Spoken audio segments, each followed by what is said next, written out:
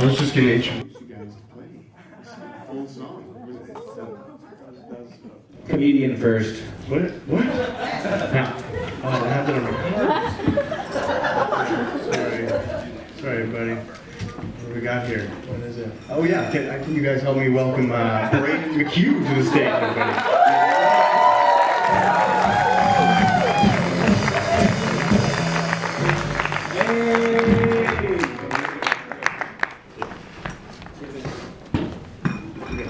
Thank you, LSD Chando.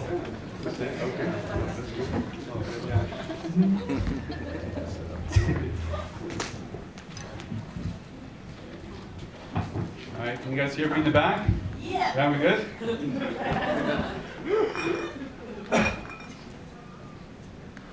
All right, hi. So, as you guys heard, my name is Braden McHugh, and I am a recovering Mormon. Here. Really good.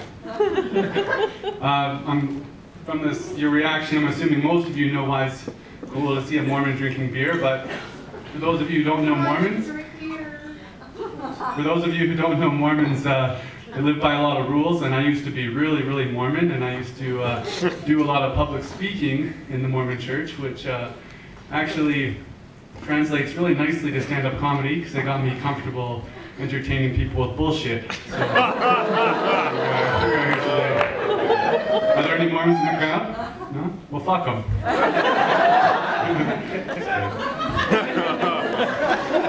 No, I love Mormons. No. I gotta go slow. I'm actually still a cheap drunk, and this is only my third time doing stand-up, so I'm going to refer to my notes a little bit here. So I'll never forget my first beer. I started drinking a few years ago. My first beer was actually a Guinness. I'm a big fan of Village, but any Guinness fans up there? Yeah. Oh, Guinness is delicious. I'll never forget the first time it was dark. I was scared, but it was delicious. Well, like I said, I'm still a bit of a cheap drunk, so I have to take it slow because I like what I feel when I drink, but I don't always like the decisions I make afterwards. And you know, it actually got to the point that I was getting a full physical from my family doctor, and he actually kind of staged an intervention. He said, you know, maybe you should use something else like stand-up comedy as a way to connect with people rather than drunk mistake sex. Well, that's what I heard the second time. Actually, the first time it was kind of muffled because my penis was in his mouth. But the second time I was like, fuck yeah, that's a great idea. So,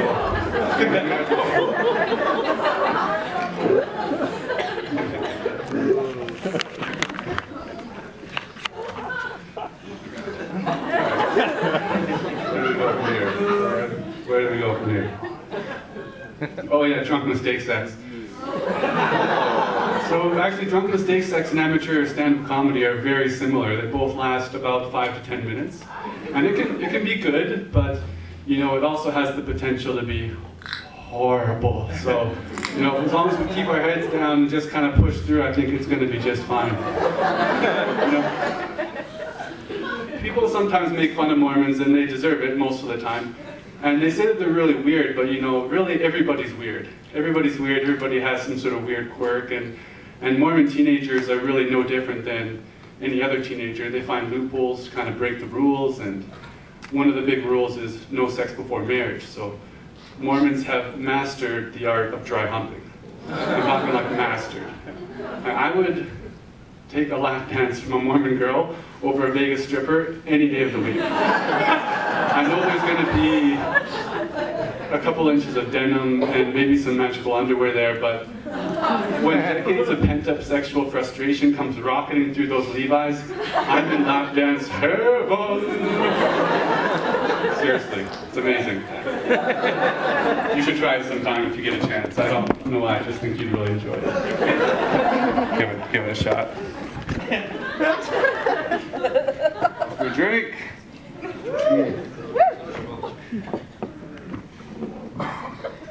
All right, so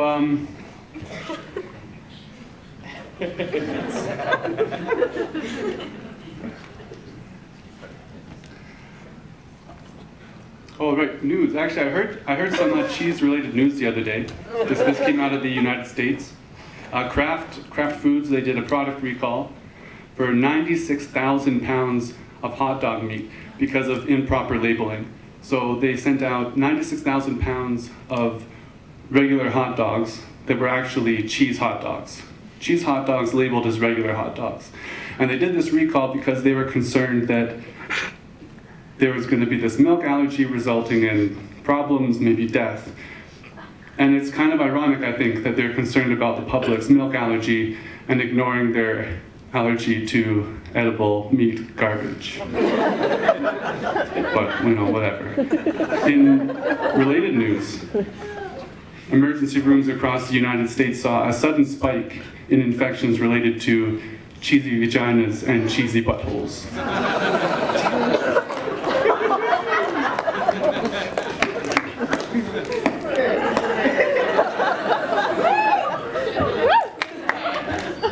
Okay. So my friend had a baby a couple of months ago, he and his wife. They're really excited.